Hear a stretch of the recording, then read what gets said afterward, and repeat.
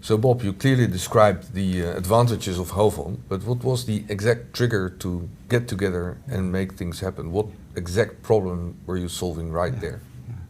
So we started in this diaspora of institutions, and we realized if we want to be fast and effective, we have to combine forces.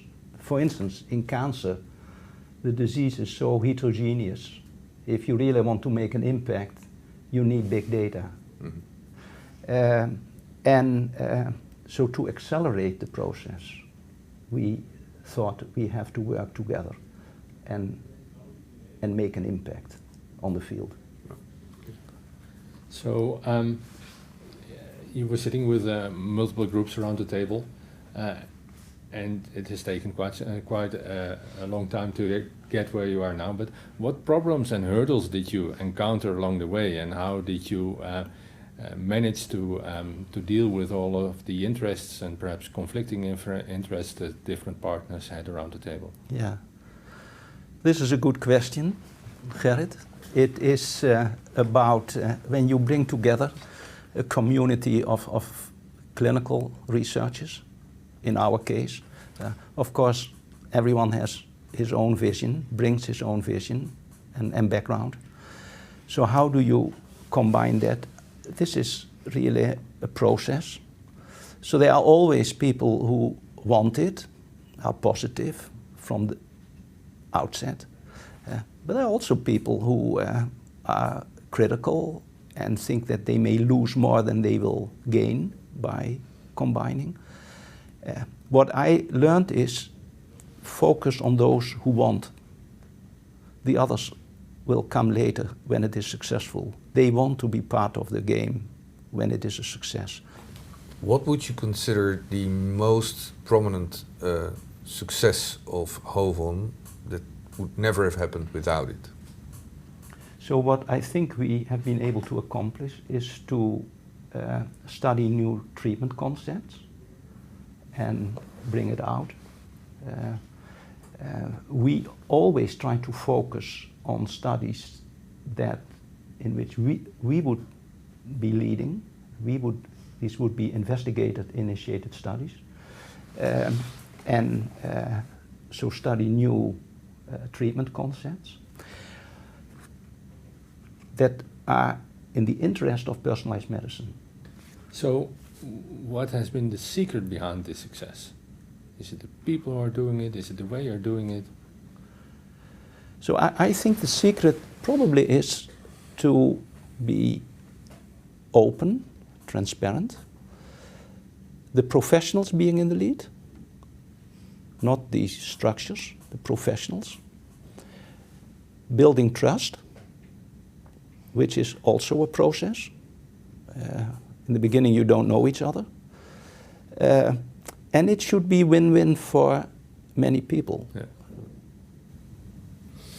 Yeah, when you say that win-win for many people, I heard beautiful stories so far with high-level journal publications and everything, which is great. How did patients actively participate, and how do they actually benefit? Have trials also led to actual new therapies already, for example? Yeah. So I must admit that in the beginning patients had not a prominent role. We now have very active contact with the patient organizations, but mainly on the point in regard of guidelines, drug pricing, things like that. Mm-hmm. We show them, we discuss with them, we share with them the new trials that we plan, but they are not too eager to be involved in that. It's a bit, this is a bit beyond their first interest. So, as to the researchers, how did they get used to such an organization? Because typically they hate bureaucracy and they want to keep everything under control themselves. So how did that work out? Well, that's simple. This is an opportunity for researchers.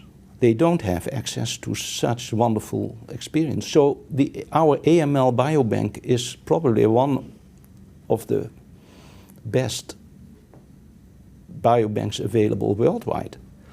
And it is because it is based on clinical trials. So we have everything. All the data, all the demographic data, all the hematology data, all the treatment data, outcome data, we have everything. So if researchers refer to us to do research, they are very happy to have access to it. This is an opportunity for them that they would otherwise never have. So the wins are bigger than the losses of autonomy. Oh, it's incomparable. They could never do. So I always had myself an interest in leukemia, and if I would have restricted myself to Rotterdam, I would never have been able to be involved in this type of research on my own. So what is the organizational structure of HOVON? Who's in charge? Yeah. So we are in charge, the hematologists. Only the hematologists. I think that's a big advantage. Basically, the council, the board of HOVON involves the representatives from all major scientific academic institutions and a few non-academic institutions. They run it. So one of the major issues we encounter in public sector initiatives, including IMI projects and everything, is the long-term sustainability. So people have a wonderful idea, they do a project, and then what happens? So is there a sustainable funding model behind HOVON, or is it project by project based? Yeah, so this is, I think, the weakest part of HOVON. And if you ask me, what have you not been able to achieve? We don't have a strong funding basis. We've tried to get it. If we would have lived in the United States, NIH would have immediately given an organization like this strong funding, because this is a role model. In this country, people often argue differently. They say if we do this for HOVON, the sky is the limit. And how can we then maintain this? So we don't have structural funding. Still a challenge. So it's an enormous challenge. This is the weakest part. Okay. So what are the lessons learned of your HOVON journey that could apply to our initiative today? Don't start with the bureaucracy. That's my recommendation one. Don't start with all kind of organizational issues.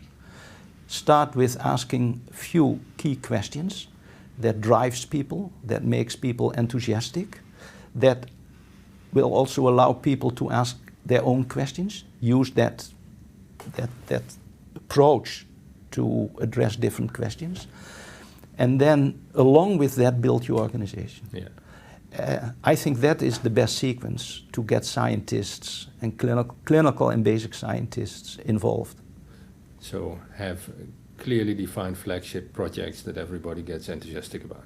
So you partly already answered the last question I would have, and that is, if after looking back at all this period of developing something that really is very successful, and you would have one message to the audience of this conference where we bring together all these vested interests of infrastructures and so on, and try to build a comprehensive Dutch program for personalized medicine and health, what would be your main message as a éminence grise?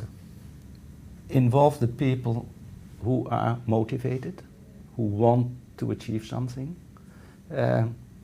and start from there, and then develop some exciting projects, maybe a few, not too many, and that will drive building the organization at the same time.